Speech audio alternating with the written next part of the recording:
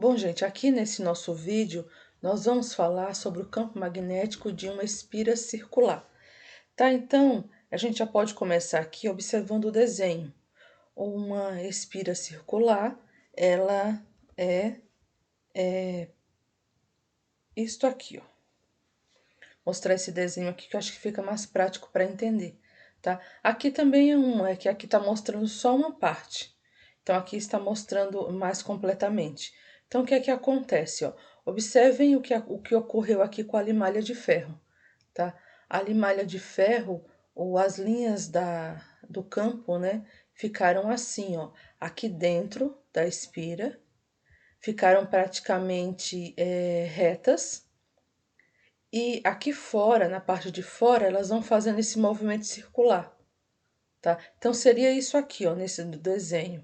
Então, nós temos, ó, aqui no centro, praticamente reto, tá? Praticamente não, está reto, né, aqui. E essas outras que passam perto do centro da espira, elas passam fazendo esse movimento, tá? Então, faz esse movimento circular aqui para este lado e o movimento circular aqui para o outro lado. Aí, aqui, mais uma vez, cabe lembrar que nessa espira aqui, tá? Tem que ter uma corrente elétrica passando, tá? Então, tem a intensidade da corrente elétrica aqui, tá? E aí, eu tenho que ter esse direcionamento, para que lado que a corrente elétrica está indo. Então, aqui sempre vai ter que ter esse vetorzinho aqui, ou essa seta indicando, tá? O porquê dessa seta? Porque essa seta é que vai indicar pra gente a utilização da regra da mão direita. Tá? Então, o que é que eu vou ter que fazer? Colocar o meu polegar aqui nessa direção, indo para lá, tá? No sentido da seta, para eu poder ver como que fica a questão do vetor do campo magnético, tá? Então, aqui, ó, eu tenho mais um desenho que vai mostrar bem isso aqui, que vai ilustrar essa situação, ó. Então, aqui este desenho ilustra a situação. Eu tenho, ó, a seta, tá? Então, isso identifica que a corrente elétrica vem por aqui e dá essa volta. Então, agora o movimento não é mais retilíneo, tá? Então, ele vai fazer esse movimento aqui na espira. Lembrando que aqui só tem uma espira nesse exemplo, mas pode ter mais, tá? Como o exemplo ali. E aqui ela tá aberta, lá no outro exemplo ela tá fechada. Bom, é aqui o que acontece. Mas essa aqui é só questão de ilustração, tá? Então, vamos lá. Então, nós temos, ó, a corrente elétrica passando por aqui. Aí, o que é que a gente faz? Pega a nossa mão direita, aqui fica posicionado no sentido da corrente, tá? Desse izinho aqui, que é usado o mesmo i, as letras são as mesmas, que é utilizado lá no fio retilíneo. E daí, o que é que eu vou observar? Olha os dedos aqui, ó. O posicionamento dos dedos. Então, o que é que ele indica? Que os pontos que estão aqui dentro, ó, nessa região, eles vão estar saindo do plano da folha. E os pontos que estão aqui nessa região, eles vão estar entrando no plano da folha, tá? Então, entra, sai, entra, sai. E assim vai ao longo de toda a espira, tá? Então, vai indo, indo, indo até o final, tá? Bom, e aí o que acontece? E se a gente colocar esse posicionamento aqui da corrente assim, ó, como esse exemplo que está aqui. Olha o sentido, olha a seta como que tá? Então, o que é que vai acontecer? Quando você colocar a mão direita aqui, o teu polegar vai ter que ficar para este lado. Aí, o que é que vai acontecer com o vetor aqui, tá? Quando você colocar a mão para este lado, esses vetores que irão, os vetores não, os pontos, tá? Que irão ficar aqui, ele ao invés de ficar saindo da folha, eles vão ficar entrando na folha, tá? E este daqui é que vão ficar saindo, vai ficar o contrário, tá? Por quê? Porque eu mudei aqui a intensidade, né? Não, intensidade não, eu mudei o percurso que vai passar a corrente elétrica, tá? A intensidade aqui a gente nem tá colocando valores, então eu mudei aqui o percurso, ó. Ela vai vir aqui por cima, vai fazer este caminho. Lá no outro desenho, olha o caminho que fazia, tá? Fazia este caminho. Então, para este caso aqui, os vetores que estão aqui dentro, tá? Vai estar saindo da folha, do plano da folha. Os que estão aqui fora vão estar entrando no plano da folha, tá? Lá no outro desenho é o contrário. Bom, aí o que é que acontece aqui? O que é que já é mais ou menos uma ideia da primeira questão, tá? Do exercício para vocês resolverem.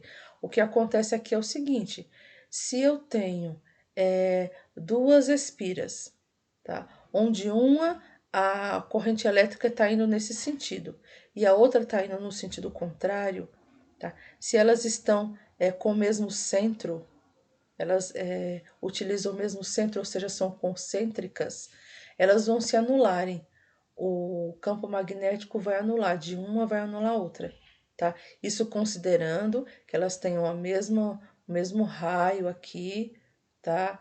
A mesma intensidade de corrente. Então, vamos supor, eu tenho aqui uma corrente passando por essa espira de 2 amperes. Aí eu tenho uma outra também de 2 amperes, só que vai vir no sentido contrário. O vetorzinho vai vir assim, ó, tá? Aí eu tenho o raio dela medindo 3, por exemplo. A outra também mede 3. E elas têm o mesmo centro aqui, ou seja, tá uma sobre a outra. Então, o que é que vai acontecer? Uma vai anular o campo magnético da outra, tá? Bom, aí é uma ideia para vocês já responderem a próxima questão, que vai aparecer lá, que é a questão 8, tá?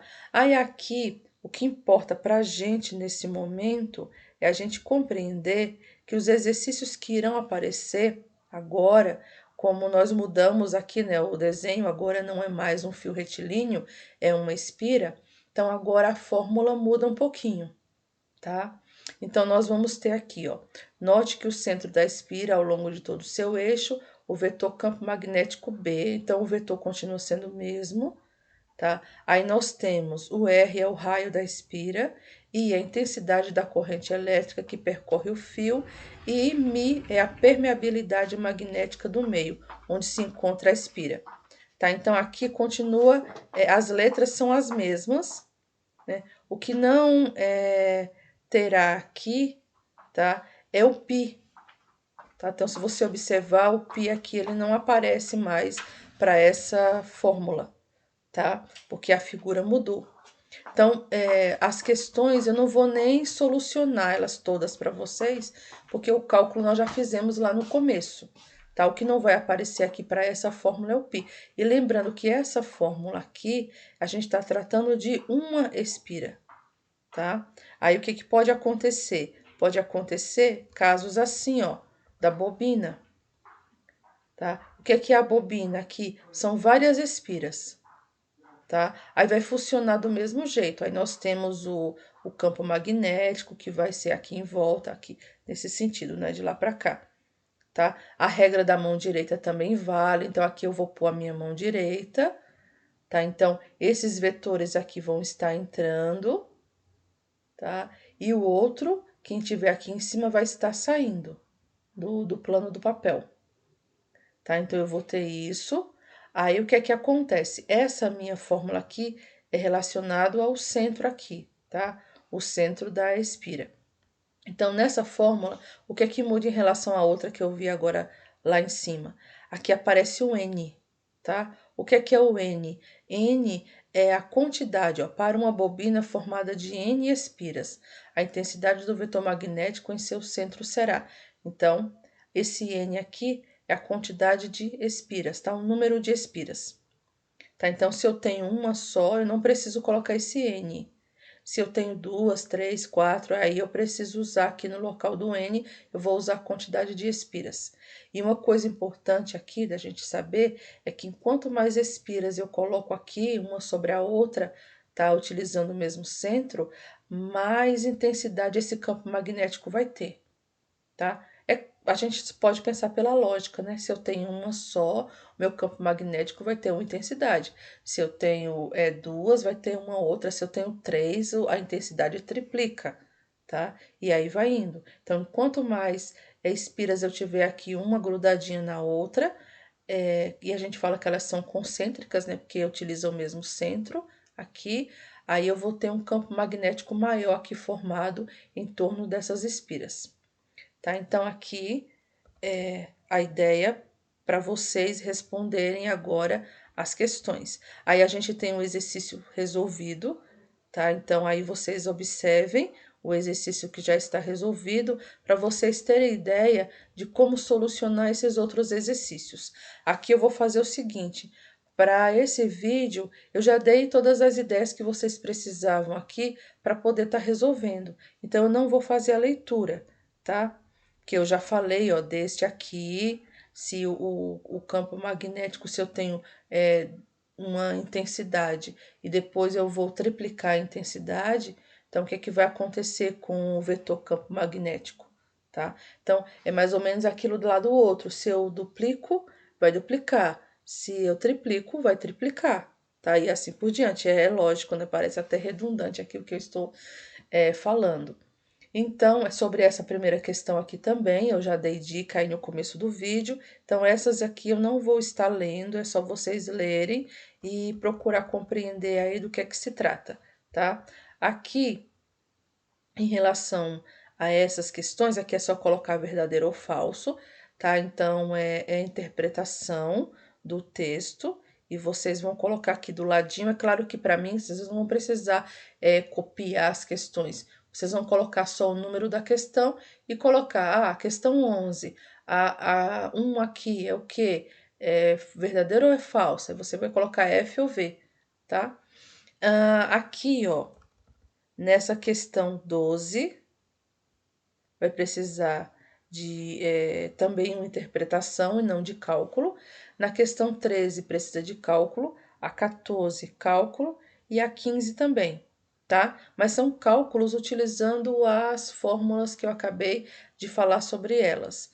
E daí a forma de calcular é aquela forma que a gente estava usando lá no outro vídeo, quando o fio era retilíneo, tá? É claro que a forma de calcular, mas a fórmula que vocês vão utilizar é aquela que eu falei agora no comecinho do vídeo, tá? Bom, gente, então a gente vai finalizar o vídeo por aqui.